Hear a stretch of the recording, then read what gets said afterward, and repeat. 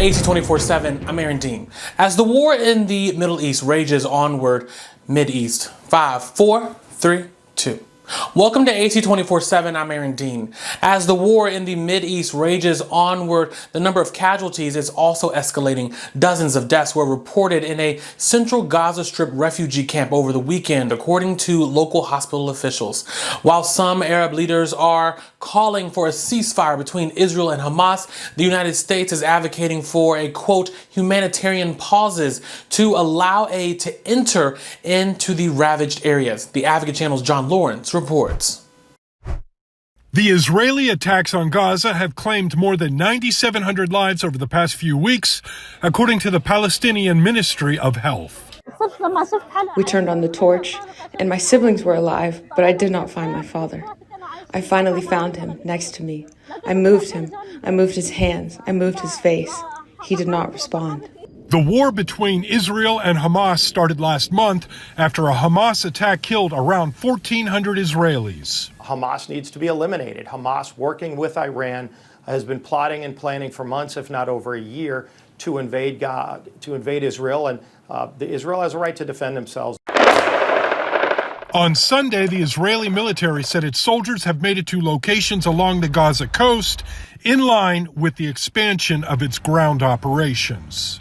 We're working very hard to make sure that the conflict in Gaza does not escalate, does not spread to other places. During a whirlwind diplomacy trip in the Mideast, Secretary of State Antony Blinken made an unannounced visit to Iraq Sunday, where he refused to support a ceasefire, instead opting for a, quote, humanitarian pause, even though calls for a truce are increasing. Some who are against a ceasefire argue that it will help Hamas. However, I feel that in that argument, they are inherently dismissing the death, in fact, even endorsing and justifying the death of thousands of civilians. I'm John Lawrence reporting. A Democratic congresswoman is accusing President Joe Biden of supporting a Palestinian, quote, genocide. On Friday, Rashida Tlaib of Michigan warned that Americans will remember how Biden responded to the Israel-Hamas war when he is up for re-election next year. Tlaib is the first Palestinian American woman to serve in Congress. She's a longtime advocate for Palestinian rights and has been the most outspoken critic of Israel in Congress since her election in 2018.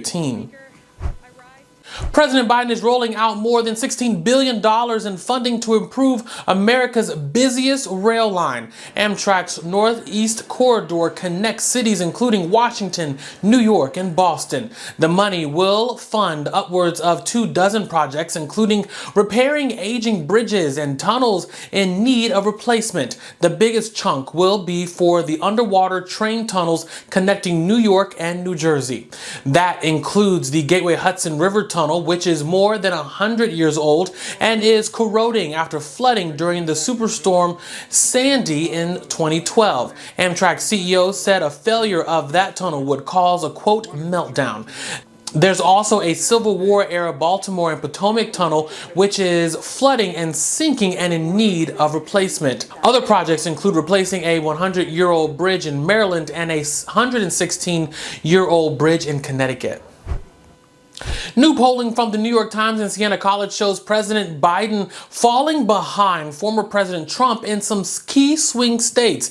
The president trailing Trump in 5 of the 6 battleground states that helped him win the election in 2020. Biden is behind in Nevada, Georgia, Arizona, Michigan, and Pennsylvania, and only ahead in Wisconsin. Each poll has a margin of sampling error between 4.4 and 4.8 points. Biden is also losing support with 2 key voting demographics, and that's Black and Hispanic voters. Trump's ongoing criminal cases may be a major factor, though. The poll found roughly 6% of voters across Arizona, Georgia, Nevada, Pennsylvania, and Wisconsin would switch from Trump to Biden if Trump is convicted.